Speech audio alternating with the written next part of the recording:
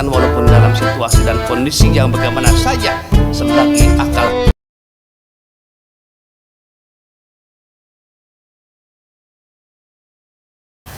Assalamualaikum warahmatullahi wabarakatuh.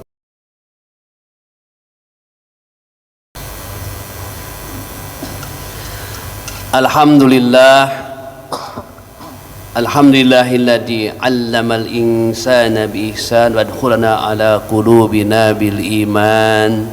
Asyhadu an la ilaha illallah wa la syarika lahul malikudur rahman. Wa asyhadu anna Muhammadan abduhu wa rasuluhul haqqa wa sahibul bayan. Allahumma shalli wa sallim wa barik ala sayyidina Muhammadin nabi akhir zaman wa ala alihi wa sahbihi wa tabi'im ila yaumil wazan, amma ba'du. Faya ayyuhal mu'minun ittaqullaha haqqa tuqatihi wa la tamutunna illa wa antum muslimun. Hadirin kaum muslimin yang dimuliakan Allah, puja dan puji syukur marilah kita panjatkan kehadirat Allah Subhanahu wa taala yang telah memberikan ajaran-ajaran kepada kita tentang kebaikan-kebaikan dan memasukkan iman ke dalam hati kita, yang setelah kita membaca dua kalimat syahadat sebagai ikrar dan pengakuan kita atas keesaan Tuhan serta Nabi Muhammad benar-benar menjadi utusannya. Secara konsekuen, marilah pengakuan kita yang ibarat menanam pohon yang besar manfaatnya, yaitu menanam iman di hati kita, benar-benar kita pelihara dengan baik dan cermat agar cepat tumbuh besar dan berkembang sekaligus berbuah berupa takwa yang sebenar-benarnya takwa. Takwa merupakan standar dari segala amal kebajikan. Tanpa takwa tidak akan pernah sampai amal kebajikan seseorang kepada Allah Subhanahu wa taala. Firman Allah dalam surat Al-Hajj ayat 37, a'udzubillahi minasyaitonir rajim, bismillahirrahmanirrahim.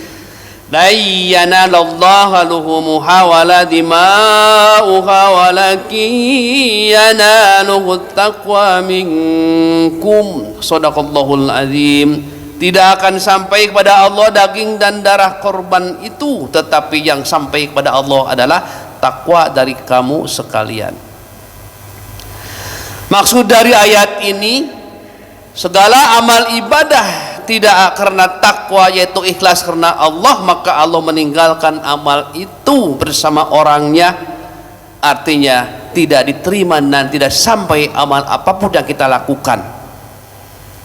Tentulah sebagai mukmin yang berakal sehat akan selalu berupaya untuk meningkatkan ketakwaannya kepada Allah Subhanahu wa taala. Karena itu kita yang hadir di masjid yang mulia ini, marilah semua itu kita sadari dengan kemauan yang bulat, dengan tekad yang betul-betul serius di dalam meningkatkan takwa.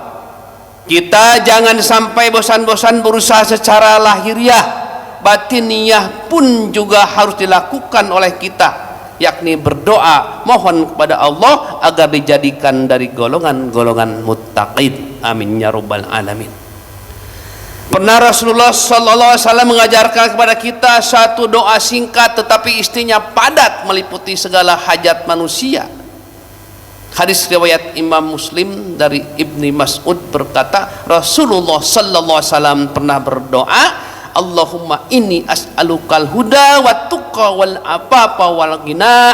Ya Allah, saya mohon kepadamu petunjuk, jiwa takwa, kesopanan dan kekayaan. Itulah doa Rasulullah yang dianjurkan kepada kita semua. Nampak singkat tetapi meliputi segala kepentingan hidup kita, dunia dan akhirat. Hidayah meliputi segala jalan usaha sehingga selamat dari kesesatan yang lebih jauh. Takwa berarti waspada dan hati-hati dan teliti di dalam hidup kita. Kesopanan berarti menjaga kehormatan diri sehingga tidak terjerumus ke dalam lembah kehinaan. Kekayaan meliputi kekayaan hati maupun harta. Hadirin kaum muslimin yang dimuliakan Allah, Keempat permohonan itu semua hajat kebutuhan manusia yang tidak dapat ditinggalkan satupun daripadanya, karena hanya dengan 4 perkara itulah manusia akan mendapatkan kebahagiaan baik di dunia maupun di akhirat kelak. Tidak mungkin tanpa hidayah dari Allah seorang akan berada dalam posisi yang benar. Orang-orang kafir pada zaman kita ini semuanya sudah mendengar di mana-mana. Mubalik kita banyak mengutarakan ayat Al-Quran yang berbunyi dalam arti hanya agama Islam yang benar dan diakui oleh Allah Subhanahu wa Ta'ala. Bahkan di antara mereka juga banyak yang mempelajari Al-Quran dengan sengaja, tetapi Allah tidak memberikan hidayahnya, maka mereka masih tetap dalam kekufurannya.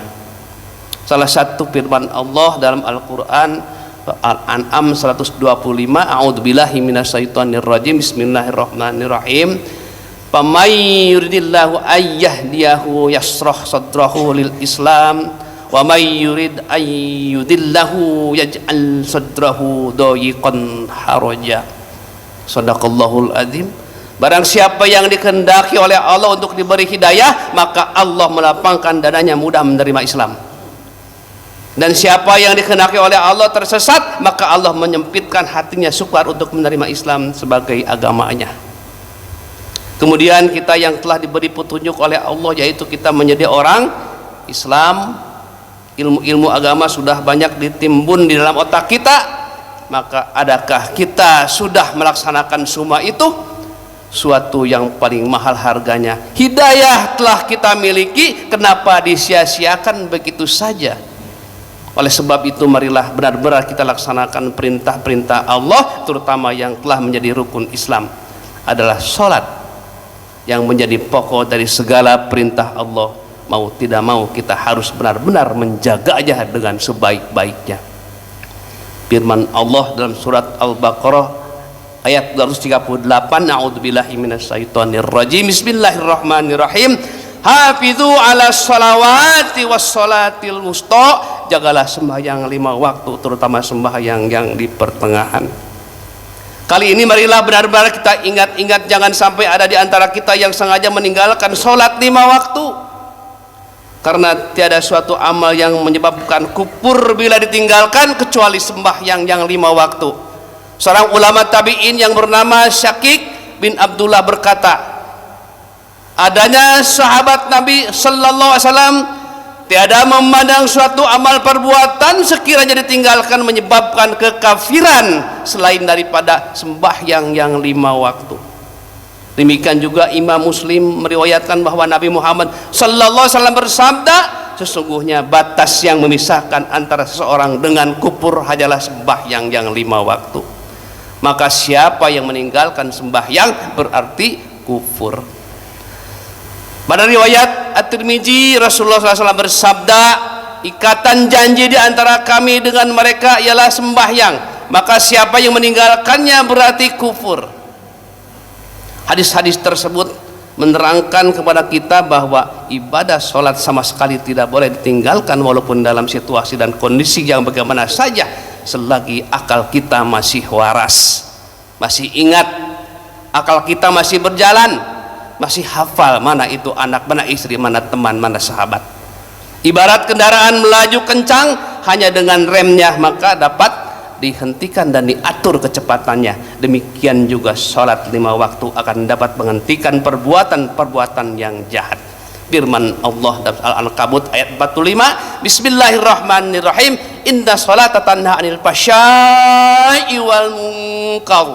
Shadaqallahul azim. Sesungguhnya sholat itu dapat mencegah dari semua perbuatan kekejian dan kemungkaran. Hadirin jamaah sholat Jumat rahimakumullah, di bulan Muharram ini sebagai bulan awal tahun baru hijrah ini, mari kita jadikan momen yang terbaik untuk melakukan hijrah dari sifat yang tercela menuju sifat yang terpuji. Abu Sulaiman sebagaimana dikutip Abu Naim dalam kitab Hilyatul Aliyah juz 9 halaman 269 menyatakan, mangkana yawmuhu mitla amsihi fahuwa fi nuqsan. Barang siapa hari ini keadaannya masih sama dengan kemarin, maka ia dalam keadaan kurang baik atau dalam keadaan rugi. Hadirin kaum mukminin, yang dimuliakan Allah Subhanahu wa taala. Demikianlah khutbah Jumat yang dapat disampaikan, mudah-mudahan ada manfaatnya, amin ya rabbal alamin. A'udzubillahi minasyaitonir rajim. Wal asri innal insana lafi khusr illal ladzina amanu wa 'amilus solihati wa tawassaw bil haqqi wa tawassaw bis sabr. Barakallahu li wa lakum fil Qur'anil hakim wa nafa'ani wa iyyakum bima fihi minal ayati wa dzikril hakim. Taqabbala minna tilawatahu innahu huwal ghafurur rahim. Allahumma salli wa sallim wa zid wa an'im wa tafadhal wa barik bi jalalika wa kamalika ala zaini ibadik wa asrafi ibadik syahidil arabi wal azam wa imami tayyibatan wal haram sayyidina wa maulana Muhammadin wa ala alihi wa sahbihi wa sallim. Wa radiyallahu tabaraka wa ta'ala an kulli sahabati rasulillahi ajma'in.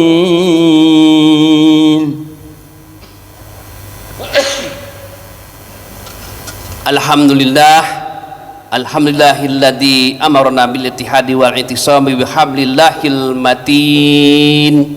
Asyhadu an la ilaha illallah wa la syarika lahu iyyahu na'budu wa iyyahu nasta'in.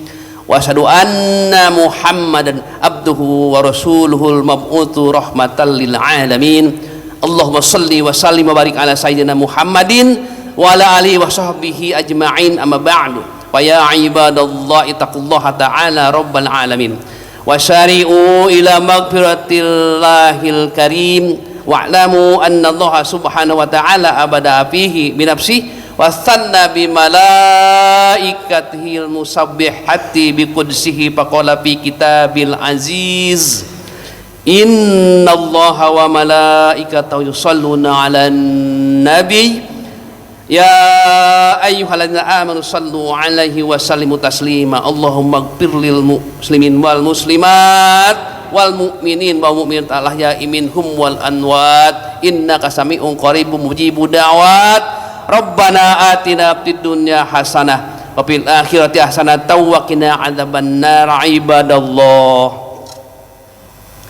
innallaha ya'muru bil adli wal ihsan wa ita'il qurba wa yanha 'anil fahsya'i wal munkar wal baghi ya'idukum la'alakum tadhakkarun. Fadhkurullahal azima yadhkurukum was'aluhu min fadlihi yu'tikum wa dzikrullahi akbar. Wallahu ya'lamu ma yasna'un. Wa aqimus shalah. Allahu akbar, Allahu akbar. Asyhadu an la ilaha illallah, asyhadu anna Muhammadar Rasulullah.